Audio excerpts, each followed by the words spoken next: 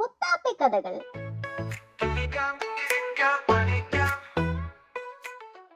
അങ്ങനെ ദിവസങ്ങൾ കുറെ കടന്നുപോയി. നമ്മുടെ മുത്താപ്പി ഇത്തിരി വലുതായി കൂട്ടുകാരെ. അവധിക്കാലമായി. അവൾ കൂട്ടുകാരുമൊത്ത് കളിച്ചു നടക്കുകയാണ്. ഒരു ദിവസം കളിക്കാൻ പോയപ്പോൾ അവൾ കുട്ടുവിന് ഒരു മിഠായി കൊടുത്തു. മുത്താപ്പിയോട് നന്ദി പറഞ്ഞ് അവനത് കഴിച്ചു. അതിനുശേഷം അവൻ ആ മിഠായി കവർ അവിടേക്ക് തന്നെ ഇട്ടു. ഇത് കണ്ട മുത്താപ്പി അതെടുത്ത് പാർക്കിലുണ്ടായിരുന്ന ചവറ്റുകുട്ടയിലിട്ടു. ഇതെല്ലാം കണ്ടുകൊണ്ട് വന്ന മുത്താപ്പിയുടെ അമ്മയ്ക്ക് വളരെ സന്തോഷമായി. മുത്താപ്പി, നീ വളരെ നല്ലൊരു കാര്യമാണ് ചെയ്തത്. മുതിർന്നവർ പോലും ഇപ്പോൾ ഇങ്ങനെയുള്ള കാര്യങ്ങളിൽ വേണ്ടത്ര ശ്രദ്ധ കൊടുക്കാറില്ല. ഇങ്ങനെ വലിച്ചെറിയുന്ന മാലിന്യം കൊണ്ട് നമ്മുടെ പൊതുസ്ഥലങ്ങളും പരിസരങ്ങളും പുഴകളും വൃത്തികേടാകുന്നു.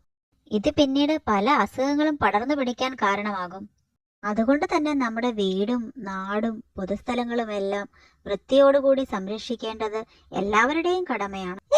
മുത്താപ്പി, നീ ഇത്ര നല്ല കാര്യമാണോ ചെയ്തത്? കുട്ടു കൈയടിച്ച് അവന്റെ സന്തോഷം പ്രകടിപ്പിച്ചു.